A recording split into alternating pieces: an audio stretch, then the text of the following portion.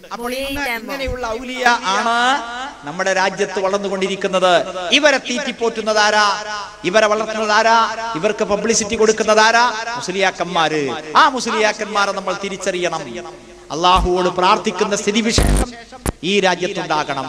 നോക്കൂ, ഇതെല്ലാം മതപണ്ഡിതന്മാർക്ക് ബിസിനസ്സാ.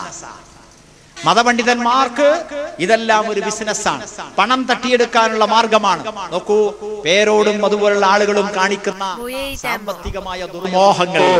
നീ പണത്തിന് വില കൽപ്പിക്കല്ല, അധികാരത്തിന് വില കൽപ്പിക്കല്ല, നിന്നെ കൈപിടിച്ച് മറ്റുള്ളവർ ചുംബിക്കണമെന്ന് ചിന്തിക്കല്ല, ജനങ്ങൾ നിന്നെ ബഹുമാനിക്കണമെന്ന് ആലോചിക്കല്ല.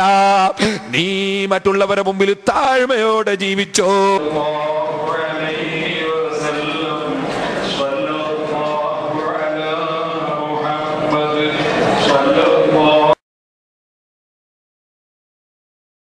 Mojej demo.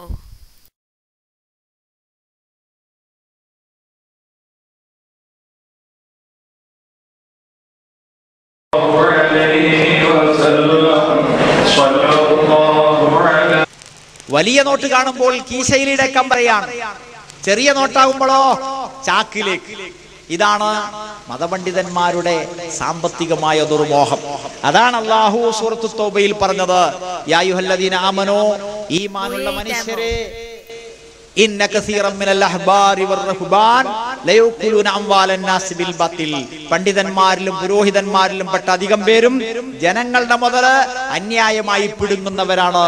വയസുദ്ദൂന അൻ സബീലില്ലാ, അല്ലാഹുവിന്റെ മാർഗത്തിൽ നിന്ന് ജനങ്ങളെ വഴിതെറ്റിക്കുന്നവരാണ്.